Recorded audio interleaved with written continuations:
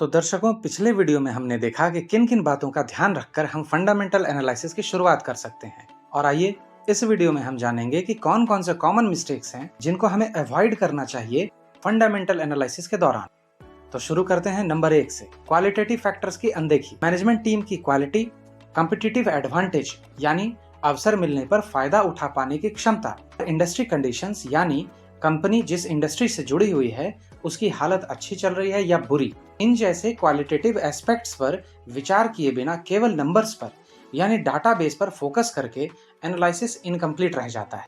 Number 2, macro factors को ignore करना। Economic trends का और इसका कंपनी के परफॉर्मेंस पर क्या इम्पैक्ट पड़ता है, इसका ध्यान नहीं रखना।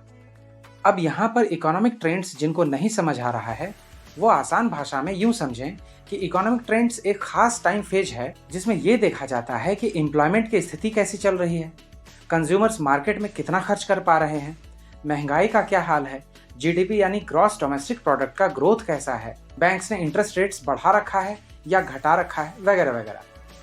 अब जिन दर्शकों को जीडीपी के बारे में नहीं पता है वो चाहें तो ऊपर दिए गए आई बटन पर क्लिक करके वीडियो देख सकते हैं जिसमें हमने जीडीपी के बारे में बता रखा है।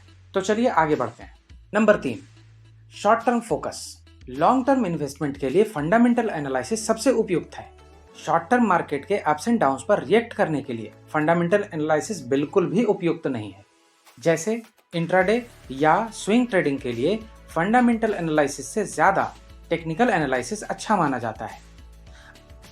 अब जिनको टेक्निकल एनालिसिस की बेसिक समझ चाहिए वो ऊपर दिए गए आई बटन पर क्लिक करें और वीडियो देखें। और अंत में एक बात रह गई कि फंडामेंटल एनालिसिस कोई ऐसी चीज नहीं है कि आपने एक बार कर लिया और उसके बाद इन्वेस्टमेंट करके निश्चिंत हो जाएं। कि हमेशा बीच बीच में उन कंपनियों का फंडामेंटल एनालिसिस आप करते रहें जिसमें आपने अपना इन्वेस्टमेंट कर रखा है, जिससे आप ये पता कर सकेंगे कि कंपनी सही दिशा में सही परफॉर्मेंस कर रही है या नहीं।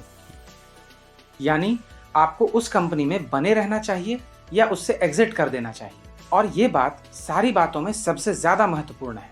उम्मीद है ये छोटी सी जानकारी आपको अच्छी लगी होगी। वीडियो अच्छी लगी है तो लाइक करें, अपनों के साथ शेयर करें और चैनल या वीडियो से संबंधित बातों के लिए कमेंट बॉक्स में लिखें। साथ ही साथ ऐसी ही और भी जानकारी के लिए इस चैनल को सब्सक्राइब करें। अपना कीमती समय देने के लिए बहुत बहुत धन्यवाद।